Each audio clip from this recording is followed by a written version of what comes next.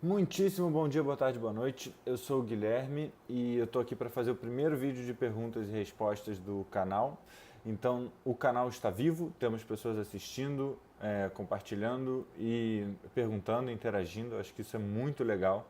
E a gente acabou de terminar uma série de empresas ou negócios com fins não só lucrativos. Então, as perguntas foram feitas em cima disso. Temos perguntas que eu vou responder aqui nesse vídeo, como é que eu posso apoiar transições de empresas convencionais para com fins não só lucrativos? Como é que eu posso apoiar o nascimento e o crescimento dessas empresas? Qual o papel que os pequenos negócios convencionais têm, tipo borracharias, padarias e por aí vai? Como é que elas podem ter mais impacto e tal? E se quando acontecem tragédias tipo Brumadinho, nós somos tão incisivos em condenar a maximização de lucro, por que entregamos tanto poder a essas organizações maximizadoras de lucro?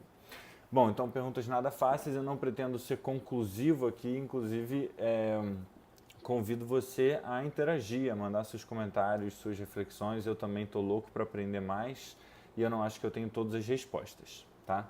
Então vamos para a primeira pergunta. O Ricardo perguntou: como é que a gente pode apoiar, fomentar e facilitar a transição dos negócios tradicionais dos seus paradigmas atuais para os novos paradigmas?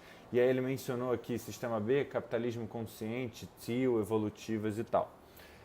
Ricardo, só para você saber, eu não botei o capitalismo consciente de propósito nos outros vídeos, tá? Foi uma provocação silenciosa, porque, enfim, eu não admiro tanto, não acho que eles tenham agregado tanto a essa discussão, apesar de que, assim, beleza, eles estão, acho que tentando contribuir, mas não acho lá um movimento tão bacana assim. Mas esse outro que você falou do tio, eu acho bem legal. É, Bom, acho que o primeiro ponto é as pessoas precisam saber que isso existe, né? Então essa é uma das motivações de fazer vídeos como esse. Eu acho que muita gente segue tocando os negócios de maneira convencional porque não conhece outra possibilidade. E a partir do momento em que a gente vê, caramba, o DNA da minha empresa não precisa ser de maximizadora de lucro ou de agradar os clientes como uma maneira também de pensar. Eu posso pensar em outras coisas. Uau! E aí, né? Muitas possibilidades se abrem. Então, primeira coisa é você saber que isso existe. A segunda coisa, bom, quando a gente perde esse chão da maximização de lucro, então não é tão óbvio que é para maximizar o lucro, a gente precisa botar algo nesse lugar, né? E o que o pessoal tem chamado de propósito. Antigamente tinha coisa da missão e tal, mas a missão acabou sendo uma coisa muito aquele quadrinho na parede que você tira para tirar poeira, limpar e botar ele de volta, sabe? Mas eu acho que tem algo sobre você descobrir ou revelar ou definir o propósito da sua organização. Você não precisa ter isso registrado. Então, só para dar um exemplo, uma das organizações com as quais eu trabalho hoje é a Escola Schumacher Brasil. A Escola Schumacher Brasil tem um DNA que eu acho que é muito nisso que a gente tem conversado aqui. É, mas lá na escola a gente não tem um propósito definido na parede, alguma coisa assim. A gente sente que entre nós há um ethos, há uma filosofia, há uma maneira de fazer as coisas e por que fazer as coisas, que a gente não se sente na obrigação, a gente não tem vontade de botar isso numa frase, ou numa caixinha, ou numa coisa assim. Mas a gente sabe que tem alguma coisa ali. Então, assim, você pode definir o propósito mesmo, isso às vezes ajuda na comunicação, principalmente quando tem dezenas de pessoas na empresa, ou principalmente quando os sócios estão batendo cabeça, alguns exemplos onde pode ser útil, mas você não precisa, acho que não tem essa ditadura, tá? Eu vou botar um link aqui embaixo de um post que eu escrevi sugerindo um processo de como você poderia definir o propósito da sua empresa que eu já usei antes em algumas ocasiões, me ajudou. Então acho que assim, de qualquer forma você tem que descobrir por que você existe, tá? E aí isso tem que ser compartilhado entre as pessoas. Descoberto por que você existe ou no processo de descobrir, eu acho que tem duas coisas paralelas que devem acontecer que são bem mais difíceis do que definir esse propósito. A primeira, assim, grosso modo, é dentro da organização e a segunda é fora da organização. Então, o que eu quero dizer mudar de dentro? Mudar uma cultura, mudar o porquê que as pessoas fazem as coisas ou como as pessoas fazem as coisas é muito complexo. É uma arte muito difícil. E eu ousaria dizer que é uma arte, não é uma ciência. Não é um lugar onde você consegue ter muita previsibilidade, muita certeza. E tem muita gente trabalhando com isso. eu já tive a oportunidade de participar de processos desses, desde como sócio até membro da equipe, né, parte da equipe, não dentro da diretoria ou proprietário da coisa toda, e como consultor também, ou facilitador. E assim, não consigo botar em palavras quão complexo é esse trabalho e quão artesanal ele é, quão cada situação é uma situação. Então, se alguém chegar para você vendendo o processo para você mudar a cultura da sua empresa e definir o propósito e chegar no lugar perfeito, desconfie. Eu acho que esse é, inclusive, um dos maiores perigos para quem está querendo adentrar esse mundo, porque é um mundo onde a gente larga o controle. A gente bota uma intenção, acho que a gente consegue fazer melhor ou fazer pior, a gente vai ganhando experiência e tal, mas como a gente está lidando com um processo muito mais humano, não é tão fácil quanto, por exemplo, mudar a receita de um bolo, que você troca um ingrediente por outro e foi. Né? Os seres humanos não são planilhas. Então, se você está querendo mudar não deixa de ser um sistema social, uma empresa é uma organização, né? Pessoas estão ali por motivações diferentes, entraram por motivos diferentes, continuam por motivos diferentes, veem seu papel lá, sua disponibilidade, etc., por motivos diferentes. Essa organização já tem um monte de incentivos, pode ter remuneração variável ou não, pode ter objetivos declarados ou não, pode ter orçamentos que as pessoas brigam por esse orçamento ou não. Se você definir um propósito, talvez você tenha que fechar alguma unidade de negócio, tirar algum produto, isso vai impactar alguém. Então, assim, tem 1000 questões políticas, no melhor sentido da palavra política, que envolvem esse movimento de fazer uma transição em empresas que são de convencionais para algo mais parecido com o que a gente está falando aqui. Então, dito isso, o que a gente pode fazer? Né? A gente não está perdido nesse mar aí também. Acho que muito importante expandir o repertório, então ter referências, ter exemplos, estudar empresas que fazem isso, conversar com pessoas que já fizeram isso, estão passando por isso, etc.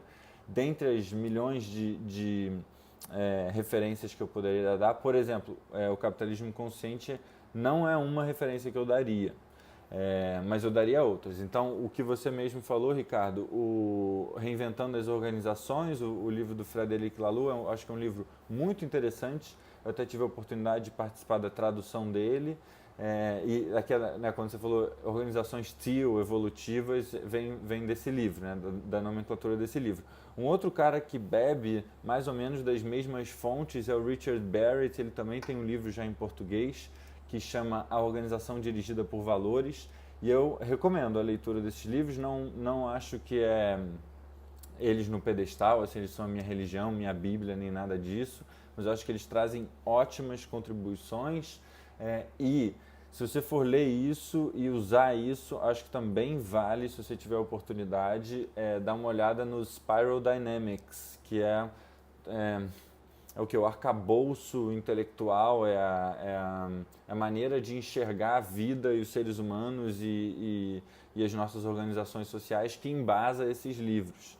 E eu acho que, bom, eu fui só ler o Spiral Dynamics depois, do Don Beck e outras pessoas, e é muito legal as contribuições que eles trazem. Eu acho que eles vão um pouco mais fundo, de uma maneira talvez mais madura, menos determinística, botando menos as pessoas em caixinhas. Eu acho bem legal, com um adendo de que, sim, eu acho que o Laloux e o Barrett são bem cuidadosos nas palavras deles, mas eu já vi muita gente simplificando demais o trabalho deles ao ponto de se tornar simplista. Então, eu acho isso bem legal, tem muita gente trabalhando com isso. Só para dar um exemplo, o pessoal da Regenera, uma rede com o Marco Baron e outros tantos, estão apoiando empresas a passarem por esses processos, usando um pouco desse olhar, né, para as organizações, para os processos, para os seres humanos. Então, acho que isso acho que é bem legal, mas tem essa armadilha. Eu não estou dizendo que o Baron cai nessa armadilha, tá? Mas acho que tem essa armadilha de tomar cuidado em confundir a vida real com a representação da vida real. Então, acho que a nossa linguagem de negócios, a maneira como a gente conversa, é uma conversa muito representativa, né? A gente fala de cargos, a gente fala de hierarquia, da pirâmide, coisas do tipo. Elas ajudam a gente a lidar com a realidade, mas elas não são a realidade.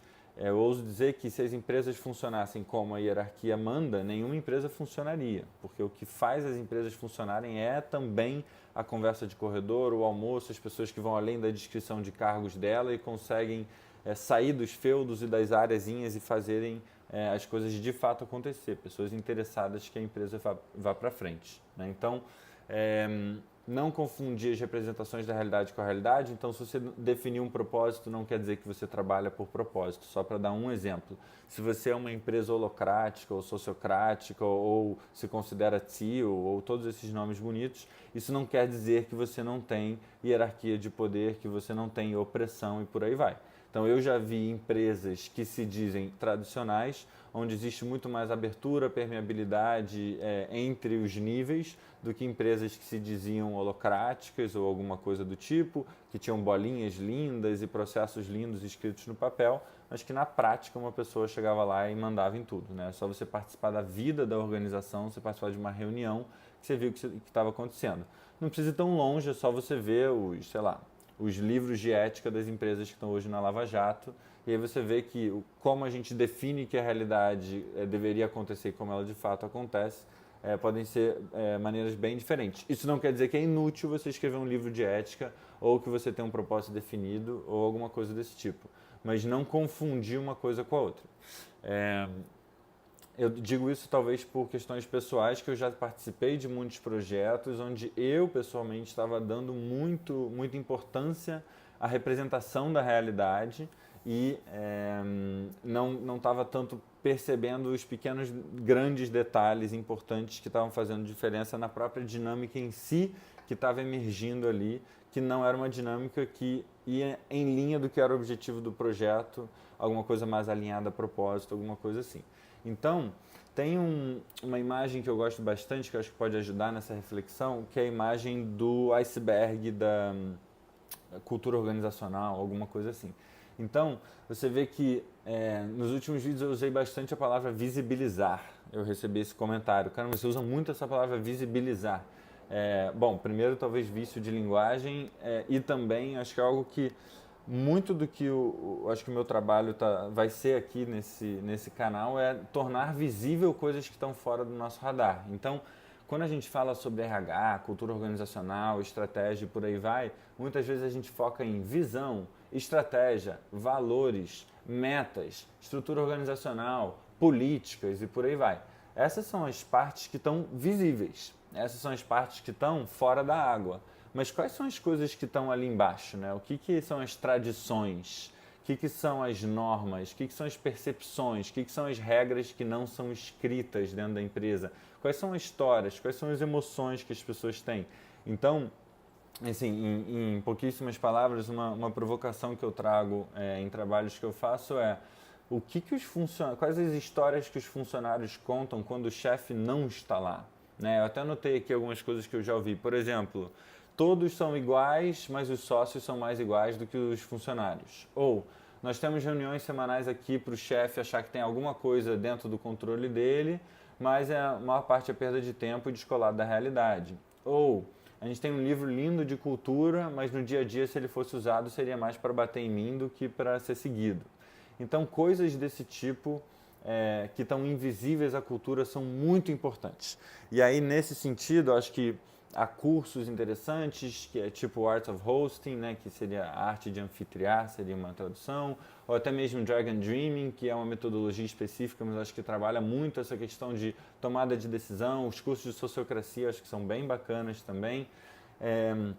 Eles podem ajudar, eles podem trazer metodologias, ferramentas e tal, mas hoje o que mais me inspira pessoalmente enfim, está fazendo parte da minha caminhada, acho que foi importante eu passar pelo Art of Hosting, Dragon Dreaming, etc.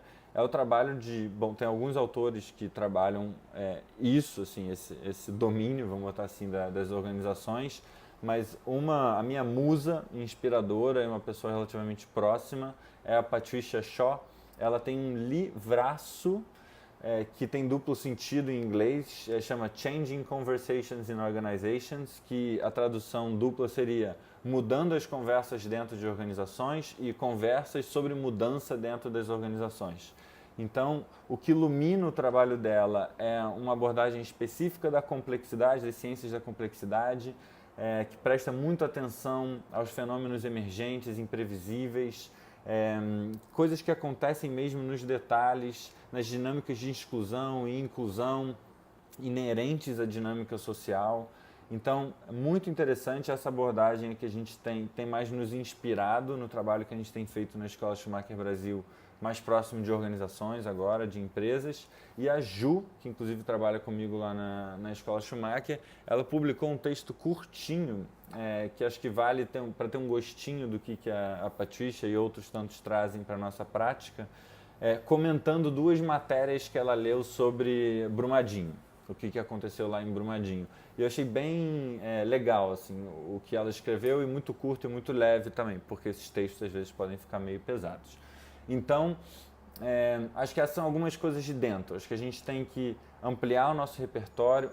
Uma coisa que eu esqueci, pensamento sistêmico. Até antes do trabalho da Patrícia, né, acho que a gente tem que ampliar o nosso bate-cinto, assim, o nosso repertório. Então, olhar para o pensamento sistêmico também pode ser muito importante, porque, um caso clássico, né? Uma empresa que chega e fala que quer contratar um trabalho para aumentar a cultura de colaboração e cooperação entre a equipe, e aí a gente está pensando num dia super legal, uma facilitação, conscientização, o que quer que seja, mas aí você vai ver os incentivos que estão no sistema da empresa, por exemplo, remuneração variável individual, medida a partir de resultados individuais, de tarefas que só aquela pessoa poderia desempenhar. Então, assim, por mais que o seu discurso seja vamos cooperar, vamos colaborar, às vezes no seu sistema você tem um incentivo que faz a pessoa fazer outra coisa.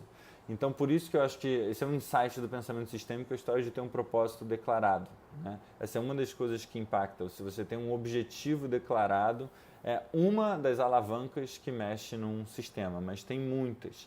E eu acho que nós fomos educados, assim, grosso modo, fomos educados a pensar de uma maneira muito simplista, muito reducionista, o que tem sido chamado de muito cartesiana, de uma causa para um efeito. Só que quando a gente vai ver, a gente está desenhando sistemas muito complexos e as pessoas vão entrar nesse contexto, né? Então, estudar o design desses sistemas é muito legal. Mas, de novo, isso tudo para botar no bate-cinto, porque a vida da organização, a interação humana, ela está muito além de qualquer teoria, né? Vocês devem conhecer a quantidade de pessoas que são geniais, conhecem teorias ótimas, mas não conseguem botar as coisas para frente simplesmente porque socialmente, com seres humanos, elas não têm um bom trato, assim, não se dão bem, não conseguem fazer as coisas acontecerem. Então, acho que esse lugar humano da facilitação, ou enfim, da convivência, das conversas, é muito importante.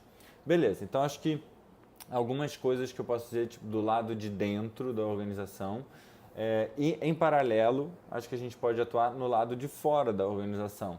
Então, até assim, não sei se ficou claro nos outros vídeos, mas eu acho que uma das grandes potências de trabalhar com propósito ou com impacto é que, na medida em que a gente não está olhando apenas para o nosso umbigo, o nosso objetivo é um objetivo compartilhado entre outras organizações também. Então, por exemplo, sei lá, eu tenho como propósito resolver questões relacionadas à nutrição no Brasil. Ou tenho como propósito, sei lá, atingir uma determinada camada ou um determinado grupo da população que está sistematicamente desempregado. Se você é uma empresa que está trabalhando com isso, tem ONGs que trabalham com isso, tem organizações do governo, agências do governo que trabalham com isso, tem outras empresas que podem trabalhar com isso. Então é muito legal porque a gente consegue aproveitar essa potência que já está aí. E isso reduz os nossos orçamentos, isso melhora os nossos contatos, a velocidade que as coisas acontecem e por aí vai. Então, se você conhece pessoas que empreendem com propósito, conversa com elas. Provavelmente elas vão ter meia dúzia de histórias para contar em relação a isso.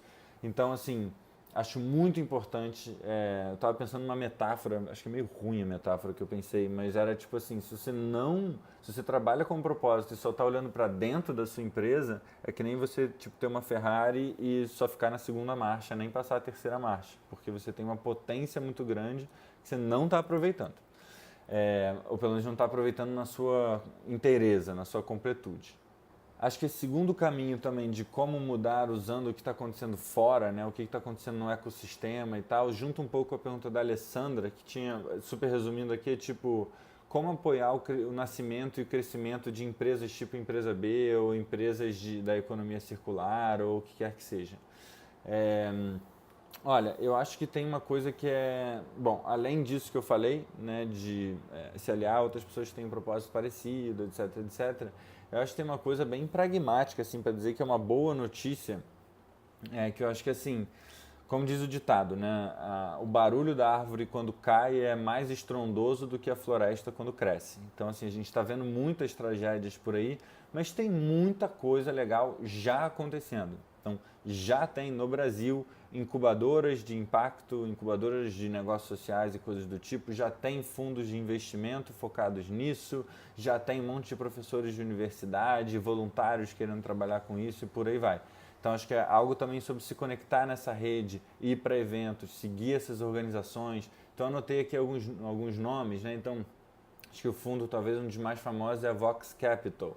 Incubadoras tipo a da Yunus, a iniciativa jovem da Shell, por sinal, se eu soubesse eu publicaria o vídeo antes, mas eu fui pesquisar. Agora, no último dia de fevereiro, termina o processo de inscrição da iniciativa jovem da Shell, por onde passou o ciclo orgânico que eu mencionei no outro vídeo. A Red Bull Amapico apoia esse tipo de empreendedor. Tem um monte de organizações lá fora, British Council, 1000 editais de 1000 universidades diferentes e por aí vai. Então, dá um Google em Ashoka, Artemisia, tem muitas organizações que trabalham com isso. E assim, pensando do ponto de vista sistêmico, assim, mudança do mundo, realmente, acho que ainda tem muito para acontecer. Mas pensando do ponto de vista individual, tipo a sua iniciativa, eu imagino que você consegue acessar diferentes possibilidades aí de ter apoio. Óbvio que não é garantido, mas tem possibilidades boas aí para você. Só para você ter noção, né, de onde é que a gente está em relação a isso, a maior plataforma de crowdfunding do mundo é uma empresa B, sei lá, Natura é uma empresa B. No Oscar, que aconteceu ontem, anteontem, dois filmes, o Green Book e o Roma, dois filmes bem legais que traziam temas de crítica social e tal, tinham na sua produção a Participants Media, que é uma empresa B. Então, assim, às vezes, de novo, está invisível, né? Às vezes a gente não tá, a gente vê, mas não consegue enxergar, porque não está sendo dito, porque a gente não está acostumado a buscar isso ou o que quer que seja. Mas acho que é legal saber que, assim, já tem muita coisa legal acontecendo. E eu acho que dois últimos pontos. Sobre como transicionar ainda, como criar empresas e tal. Ninguém me falou sobre como foi a experiência de preencher o questionário do Sistema B. Queria saber se alguém preencheu, como é que foi a experiência e tal. Porque assim, não estou trabalhando lá, mas tenho amigos próximos e me interessa em saber como é que foi essa experiência para vocês. Então, por favor, me digam como é que foi isso. E o segundo ponto, acho que a gente tem um papel importante, não vou dizer que vai mudar o mundo, mas é um papel importante que não pode ser ignorado, nosso papel como consumidor. Então tem um monte de coisas que a gente não quer ver no mundo, tipo trabalho escravo, roubo de carga e tantas outras coisas, que isso só acontece porque tem alguém sustentando isso, talvez até inconscientemente, mas alguém tem que pagar essa conta. Geralmente quem paga a conta do trabalho escravo ou do roubo de carga são consumidores como eu e você, que fazem isso ter mercado, né? Então eu acho que a gente também tem um papel aqui como consumidor, de escolher, se vê o dinheiro como um voto, né? Em quem você está votando com o seu dinheiro, que negócio você quer manter de pé, o que você quer continuar financiando. Então, eu acho que esse é um outro aspecto que também ajuda muito essas empresas a prosperarem, porque faz diferença, principalmente quando a empresa é pequena. Foi de onde eu vim, das pequenas empresas. E um cliente, 20 clientes, 500 clientes fazem uma empresa sobreviver, dependendo do modelo de negócio delas, né? Então, acho que tudo bem, não dá para botar toda a responsa em cima dos consumidores para fazer isso acontecer, mas eu acho que tem um papel importante aí que a gente pode desempenhar. Penúltima pergunta é do Rodrigão, um grande homem, amigo que eu admiro muito, e ele perguntou em relação ao papel dos pequenos negócios, né, justamente desse que eu estou falando. Então, ele falou assim, como as pequenas empresas que são mais tradicionais podem contribuir nesse movimento? Como uma empresa de contabilidade ou uma lanchonete consegue também nos ajudar nessa jornada? Então, o que elas podem fazer, né, para ter mais impacto?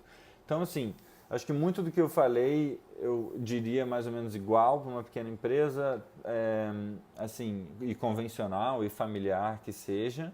Então, meio que sem tirar nem pôr, dicas meio genéricas, mas um pouco por aí. Agora, acho que é muito importante nomear um fato sobre as pequenas empresas.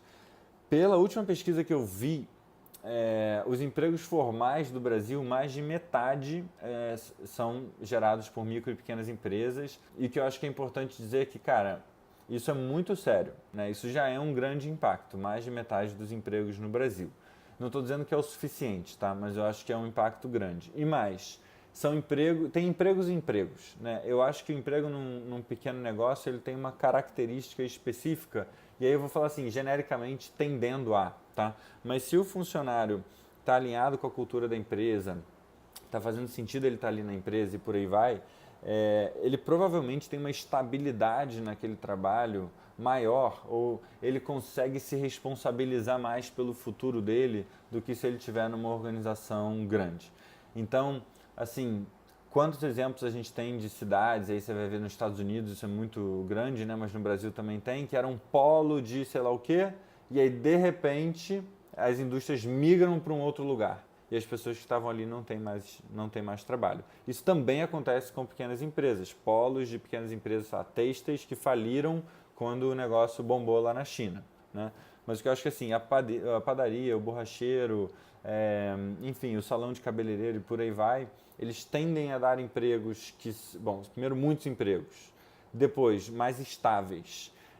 E essa estabilidade de emprego dá um monte de benefícios que às vezes não estão na conta, né? Então a pessoa pode se planejar mais, a pessoa vai contribuir mais para a segurança social dela, não vai ter tanto tempo de desemprego, ela vai poder sonhar, enfim, vai ter alguma estabilidade emocional de saber que, sei lá, mês que vem, ano que vem, uma ordem dos Estados Unidos pode mandar a fábrica sair dali e ir para a Indonésia e acabou o emprego dele. Então, acho que esse é um ponto importante sobre pequenas empresas. Segundo ponto importante sobre pequenas empresas. O dinheiro e a gente vai poder entrar nisso na próxima série agora sobre dinheiro. O dinheiro que é gasto numa pequena empresa geralmente fica mais naquele local do que o dinheiro gasto numa grande empresa. Por exemplo, tem um estudo que eu estava lendo um livro recente, esse estudo estava lá, então eu fui lá pegar ele. Mas imagino que tem outros estudos mais legais e mais recentes, tá? Mas tem um estudo feito em Chicago, pela Bayer Business Alliance for Local Living Economies, um monte de nome em inglês, de 2004. Mas basicamente o que esse estudo mostrou? Que a cada $100 que se investia em Chicago num negócio local, 68 dos $100 ficavam ali naquela comunidade, né? Ficavam ali naquele local.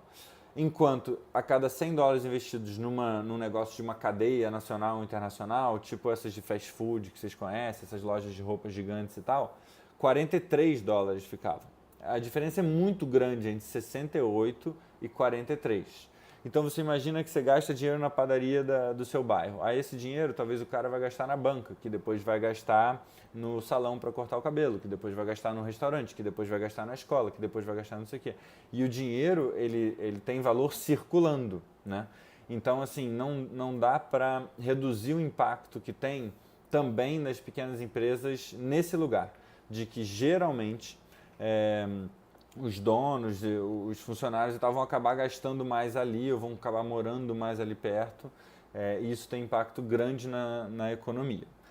Então, de novo, quando a gente fala sobre consumo consciente, não é só sobre garantir que não tem mão de obra escrava ou que o produto é ecológico ou não. Às vezes, só de você estar consumindo num negócio local, você já está investindo, deixando seu dinheiro mais na mão de quem precisa. Talvez se você invista, sei lá, você vai almoçar no shopping e come numa grande cadeia de comida, alguns centavos do seu dinheiro vão parar lá nos Estados Unidos, lá na Suíça, ou o que seja, né? Então você está perdendo uma oportunidade de enriquecer mais as pessoas que mais precisam, que estão à sua volta. Então acho que assim, tem 1000 outros fatores, mas eu queria trazer esses em relação aos pequenos negócios, porque eu acho que existe de alguma forma uma coisa como se eles fossem menos nobres. Eu não sei, eu tenho essa sensação talvez da universidade, assim, onde olhava-se para baixo, sabe, para um negócio local, para um negócio pequeno, como se ele fosse menor no sentido de mérito mesmo, no sentido de validade. E eu acho que é importante nomear a importância que esses negócios têm, em especial na economia brasileira. Aí não vou generalizar tanto assim, já generalizei demais. Então, um pouco sobre isso e assim, de resto, Rodrigão, sobre a sua pergunta, eu acho que a primeira parte do vídeo representa um pouco do que eu traria no que eu queria deixar em meia hora, mas vai ficar um pouquinho mais do que isso. E aí, só para dar um exemplo que você conhece bem, Rodrigo, mas talvez outras pessoas não, o Mercado Brasco, né, de amigos nossos lá de Porto Alegre, Bom, eles não são de Porto Alegre, mas o mercado é. E aí, assim, mercadinho de bairro, né? Vende refrigerante, pão, sei lá, salgadinho, coisas do tipo. E aí você vai falar assim, tá, mas e aí, né? Esse é um negócio convencional, ele não tem nada de diferente. E aí o Brasco, ele tá nessa caminhada. Então, ele diz assim, definiram como o propósito deles, algo, assim, minha leitura seria algo em torno de, tipo, unir pessoas, conectar pessoas, ser o mercado do bairro.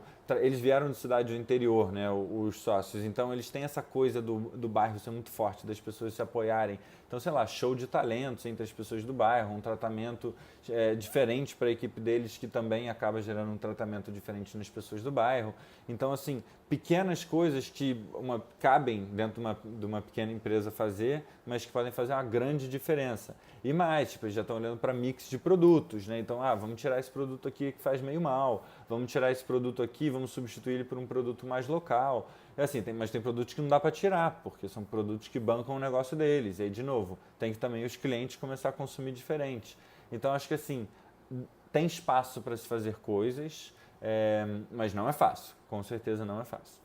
E aí, para finalizar, teve uma provocação boa do Theo, outro grande amigo, que eu vou ler aqui o que ele trouxe. Trouxe assim: toda vez que acontece um problema, uma tragédia como a da Vale, por exemplo, a primeira coisa que todo mundo fala é que a empresa é vilã absoluta e o principal motivo disso está claro. É uma empresa que visa o lucro acima de qualquer coisa. Ora, se nós acreditamos coletivamente que isso torna alguém vilão na nossa sociedade, por que diabos criamos uma sociedade na qual existem tantas organizações que têm o objetivo de gerar lucro individual? Inclusive contratualmente. Aliás, mais que isso, entregamos enquanto sociedade boa parte do poder econômico, político e social do mundo a elas. Não parece estranho? Se o lucro é do mal, pelo menos em momentos como esses, por que criamos nosso mundo ao redor dele? Bom, não dá, né? Para responder essa pergunta eu nem vou me propor a isso, Talzinho. Mas eu vou te fazer provocações e eu acho que serve também de comercial aqui do canal. Que está engatinhando, mas está começando e eu estou feliz de estar aqui com vocês. Que é assim, eu não concordo, provocação, eu não concordo com isso, com a sua afirmação de que concordamos que a busca pelo lucro individual é vilão. Eu acho que ela deflagra duas visões hoje muito enraizadas, tidas como opostas, bem duais, assim, político-econômicas, grosso modo esquerda-direita, ou progressistas e liberais na economia, ou enfim, tem vários nomes que a gente está dando hoje. Então, de um lado, a gente tem pessoas que devem estar comentando no seu Facebook, que dizem que a culpa é toda do lucro, grosso modo, né? O egoísmo, a elite, por aí vai. Então, são pessoas que estão muito conectadas com as dores que o lucro gera, né? E têm empatia, compaixão com as pessoas que estão sofrendo essas consequências, mas existe uma forte corrente de moralização da busca pelo lucro. Então, assim, o Adam Smith talvez seja um dos pais dessa filosofia, que é a proposta que ele traz é muito ousada e é muito bem fundamentada, até eu acho. Tem 1000 críticas, talvez a gente possa entrar nisso algum dia, mas assim, é quase que a moralização do egoísmo, né?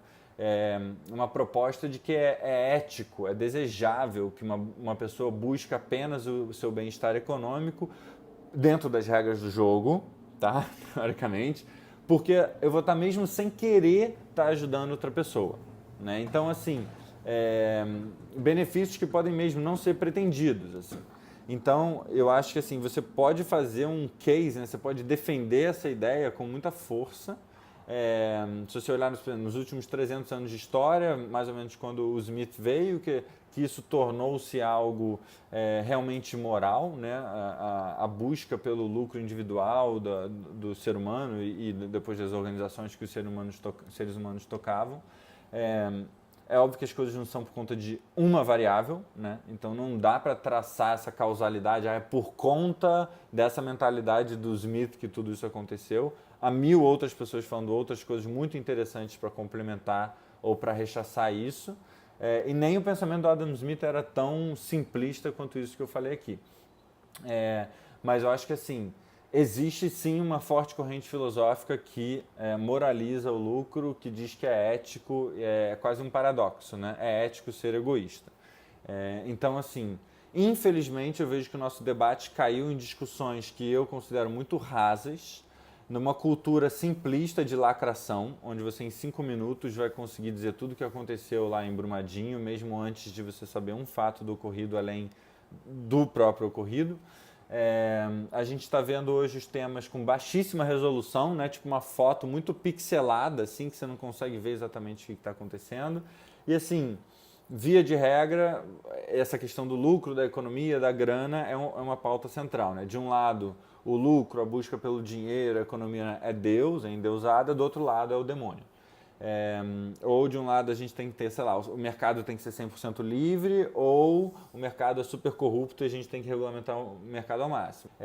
Eu acho que assim, há muitos autores, filósofos, empreendedores, ativistas, fazedores, professores e por aí vai, que na minha visão estão hoje fora do que a gente entende como esquerda ou direita, progressista, conservador, ou o que você queira chamar. E essa é uma das minhas grandes vontades de vir aqui, dar voz a esses pensadores para fazer com que a gente tente transcender um pouco essa dualidade que eu acho que é falsa. Então, eu acho que assim, estou aqui para tentar responder um pouco, Telzinho, essa sua provocação e mais, fazer com que a gente consiga mudar como as coisas estão sendo tocadas, conseguir fazer com que a gente consiga atuar para conseguir mudar isso tudo que está acontecendo. Então a minha vontade é trazer, visibilizar de novo, né? Trazer para o radar pensadores que talvez vocês não conheçam, tipo a Hazel Henderson, a Kate Raworth, o Manfred Max Neef e outros que eu acho que trazem pensamentos sobre a economia muito interessantes e que estão longe dessa discussão do público, do privado. Ou do privado e do estatal, eu prefiro esse nome porque eu acho que o público raramente é do público mesmo, acho que essa é uma crítica, e também fazer releituras de autores que eu acho que hoje a gente está, talvez assim, via de regra, vendo de uma forma muito pixelada, muito em baixa resolução.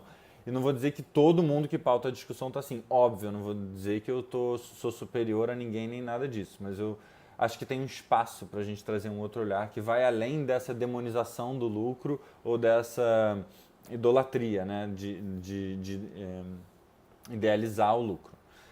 E outro ponto, aí outra provocação que eu tenho para fazer em relação à reflexão, provocação que você trouxe, você falou assim, por que diabos criamos uma sociedade na qual existem tantas organizações que têm o objetivo de gerar lucro individual? E aí eu olharia com muito carinho para essa parte do criamos. Quem criamos?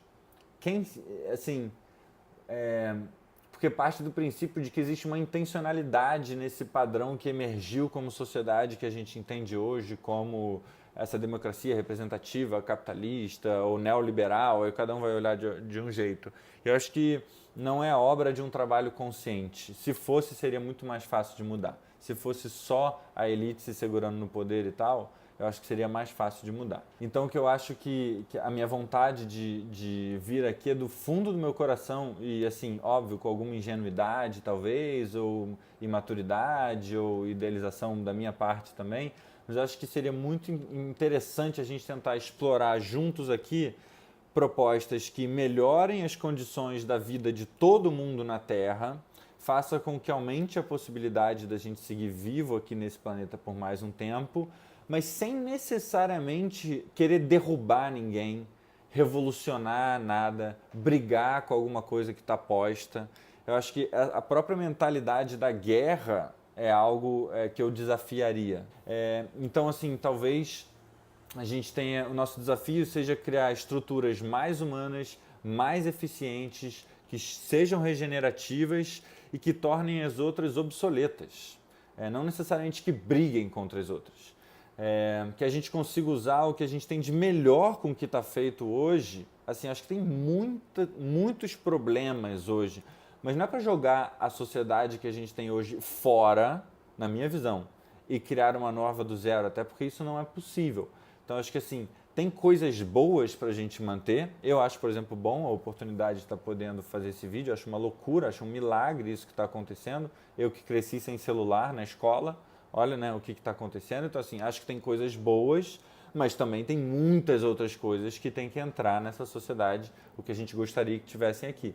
Então, assim, a gente não necessariamente precisa estar no time do Estado, ou no time das empresas, ou no time dos indivíduos, ou no time dos coletivos ou da sociedade. E eu espero que esse canal traga um alimento diferente. Acho que a gente está se alimentando de uma dieta muito restrita. Eu vi isso num vídeo outro dia. Então, acho que assim, a gente precisa diversificar um pouco a nossa dieta. E a dieta que eu pretendo trazer aqui é uma dieta mais generosa com relação à natureza humana e à natureza em geral, essa verde que a gente fala, sem idealizar, mas mais generosa. Uma visão que vem a partir da não violência, como eu falei. Então, não violência, mas sem passar a mão na cabeça de ninguém. Não é ser simpático, mas é ser não violento, que é uma outra história. Uma visão que reconheça os indivíduos como autônomos e soberanos, mas que nos una em coletivo ou coletivos a partir de um lugar não de forçar, né, de um dogma, mas a partir de um lugar de vontade dos indivíduos estarem juntos. E eu acho que isso é possível. Muito complexo. Não tenho as respostas, mas eu parto desse princípio. E aí eu convido vocês a estarem nessa jornada comigo. A próxima série será sobre dinheiro, ou dinheiros, que eu acho que também toca em muitas feridas, né? Não é à toa essa provocação do Theo também. Então, acho que assim, as empresas são importantes, a gente mudar o DNA das empresas é importante, temos muitos desafios aí, eu trabalho com isso, amo isso, estou disponível para a gente seguir essas conversas, posso inclusive fazer mais vídeos se vocês acharem interessante. Em paralelo, estou também preparando um conteúdo sobre dinheiro, porque eu acho que vai ser muito legal a gente se alfabetizar em relação a esse tema juntos também. Então, se você quiser seguir nessa jornada, se inscreve aí no canal, dá like. Mas acho que, bom, legal, não deixe de fazer isso, mas assim, comenta, provoca, critica. Vamos construir essa visão juntos. Acho que assim, a cada dia eu descubro novas visões, novos autores, novas possibilidades que eu não estava vendo. E eu acho que o meu diagnóstico do que está acontecendo no mundo vai melhorando na medida em que a gente tem mais perspectivas. Então, eu vou adorar ouvir o que você está achando de tudo isso. Muito obrigado pela sua paciência, pela sua contribuição e vamos junto. Até a próxima. Um beijo.